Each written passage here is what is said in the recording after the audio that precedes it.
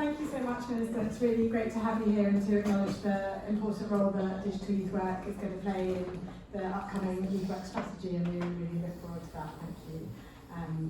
So great that you can come and join us today, and hopefully you'll be able to join our next speaker and hear from Malloch, who is here from YMCA Tayside.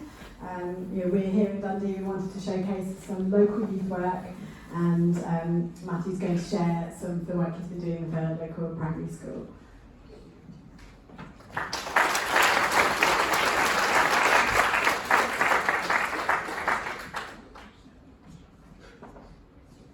And so we do understand that you have a very busy schedule, and that you're not able to join us for the whole conference. We're really glad that you could join us for your speech and for as much as you can. Thank you.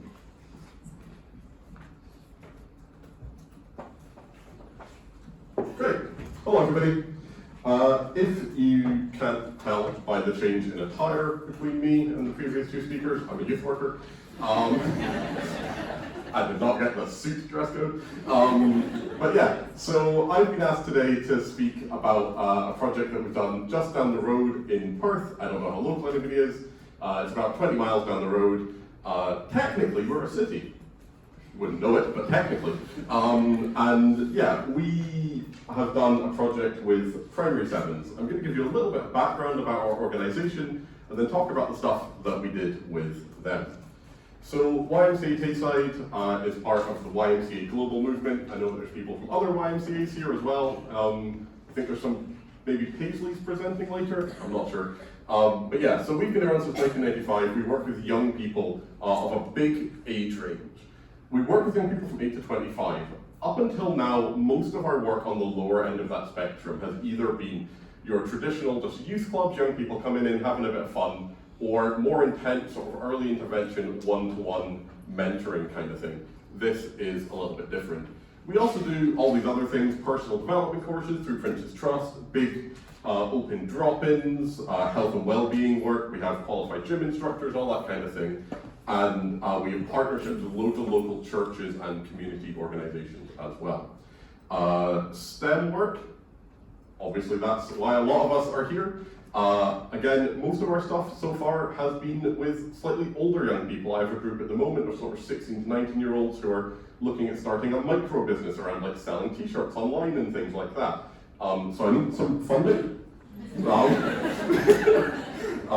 But yeah, this is a project with younger guys.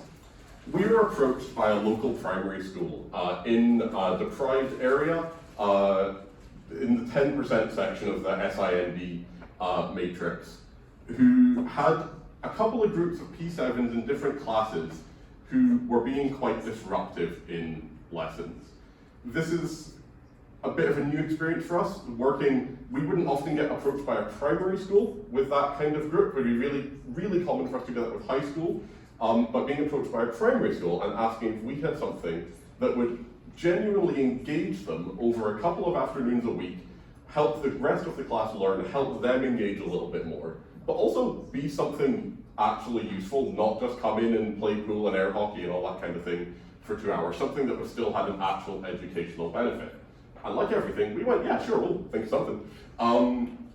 What we came up with, what we ended up doing, was we ran 2 sessions a week with them for 6 weeks, for 2 hours a section. One, and this is what I'll spend most of the time on in a minute, is on technology and digital skills.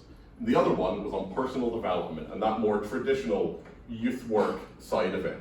And tying those all in, building those conversations, building those relationships through all of these digital skills. We did a whole bunch of things. I'm just going to quickly fly through a bunch of them, just to show you the things that we did. So, day one, this is our current group of P7s. We've actually got a second group in just now, and this photo is better than any of the photos of the other group doing this activity, so I used this one. But yeah, the first thing we did was we had them in, day one. We didn't know them, they didn't know us. So we're like, right, what can we do that gets them interacting with technology, but also teaching them a little bit about us. And we used a resource called I Could. I don't know if other people are familiar with it. It's a really straightforward, kind of just yes or no basic personality quiz. And at the end of it, it generates you an animal that you're kind of represented by. I'm a koala. just so you know. And what's really good about these designs is that they're quite straightforward, which meant that we could pull them out and use them in Inkscape, use them in image editing software, and then press them onto bags for these guys. So this activity was great to start with. It gave them really good tactile feedback. Here's a thing that I have made. I've been to the YMCA once, I have done one thing out of school, and I have made this thing. And you can probably tell, I'm not sure if you can read the names depending on where you are, but like, this guy's bag says Lois, this guy's bag says Debbie. Straight away, these guys are making things for other people, which is just really good indication of who they are and how they work, and giving us all that really good youth work information to take into other sessions. This is a guy called Noah, and he's gonna show us one of his jumpers that he made with us. It's a very short video. I don't know how the volume's gonna be. Hi, I'm Noah. This is what I made at the YMCA a couple of weeks ago. Big St. Johnston fans, that whole group of young people. Yeah, so it's really interesting having conversations about which bits of football fandom it's okay for us to print on jumper and which bits are not. Turns out most of them aren't.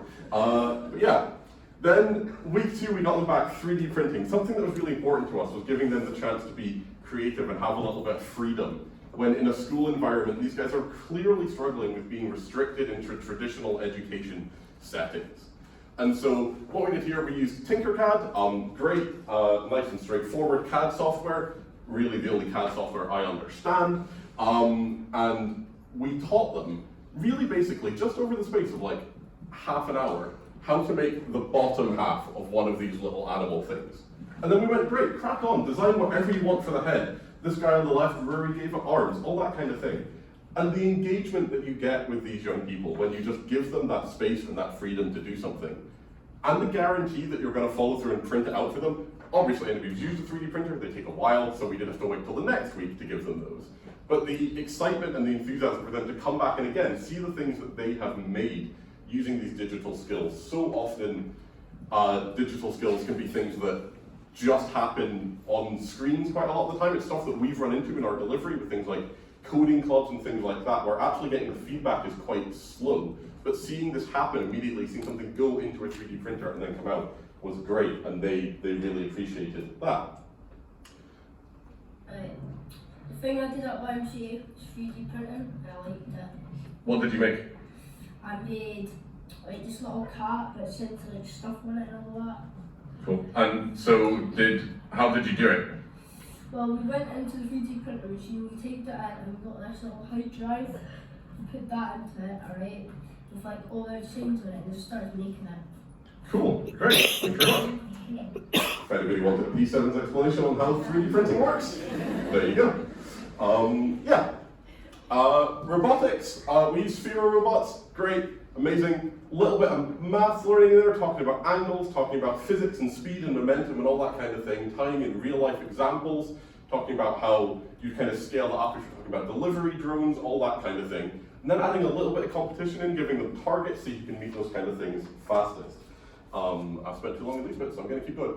I'm going to talk over this video because it's quiet. Virtual reality, with all required parental permissions as well, just in case anybody's had that, because I know these guys are 11 and some people are a little iffy about where VR should be used age-wise and things like that. But this was a really good break session. This is a group that's so energetic. When I met them in school, I had a young person in the group who was literally just kicking a wall for like 30 seconds straight while I was trying to talk to him. Like, they don't fit in a traditional education setting at the moment. And that's a real shame, and the teachers do not have support staff or funding or time or space or whatever to provide them the things that they need in that sector, but we can. And so giving them this opportunity, teaching them a little bit about how VR works, showing them a meeting space in VR, but also just letting them blow off some steam, letting them come out and do that was really important too. This is a real highlight for the young people, for the teachers as well. We did a little bit of game design with them. We've talked about plenty of old games and old consoles and things like that already. This is Street Fighter or Mortal Kombat, effectively, whatever you want. These guys are 11, so probably not Mortal Kombat. But, and I'm just gonna let the video play, hopefully. Yeah, there we go. So we used a green screen, and we took loads of images of them. We turned them into a sprite sheet. We showed them some of the coding. And then a couple of weeks later, then they could come back and they could play as themselves.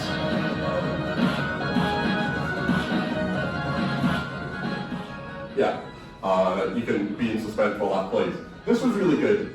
Photography skills, another digital skill, scene photo editing. We didn't really have time to get into the specific coding with them, but we showed them it, we showed them how it worked, and things like that. And the next step from this for us might be delivering with like microbits or Raspberry Pis or things like that, and using that kind of software. That's a brief summary of all the tech stuff that we did. But really the important thing is this is a digital youth work conference. So we've had all the digital bit. What was also really important for these guys was the youth work approach. The other session that we had was entirely informed by what we chatted about on the tech days. So one of the big themes that came up for this group was around role models.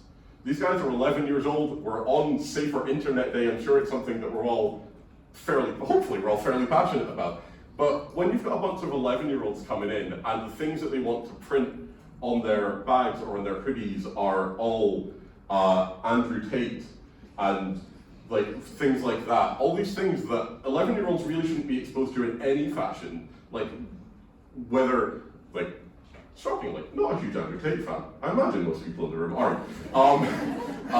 But yeah, for those guys to come in and that be like, oh yeah, this is my role model, this is where I want to be, that's really concerning as a youth worker. So having those conversations brought in because of what they just chatted about organically through that, we didn't drag them into that. But then we could talk about what their role models were, what a good role model was, who they could be looking up to, things like that, and pulling that all in, and building those relationships and giving them those times to talk that they don't necessarily have elsewhere. Benefits of the course for these guys, school attendance went way up, that's continued. Their engagement with us is way higher than the teachers had seen before. Digital upskilling, new interests. Their relationship building. I see these P7s out in the street, on the park, on like Friday nights, which is concerning in its own right, but they know who I am now, and they're happy to chat. Open, honest conversations about subjects like role modeling and teamwork and communication as well. And then lastly, just if anybody wants a wee picture, that's all the resources we use for any of the sessions. I'm happy to chat about any of them later on too. But that is going to be the end of my time based on the person holding up signs and telling me that.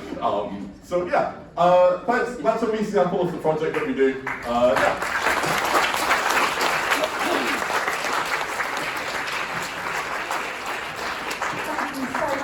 That was absolutely fantastic, so inspiring and so, grounding the exciting digital work you're doing in those young people's needs and their learning experiences.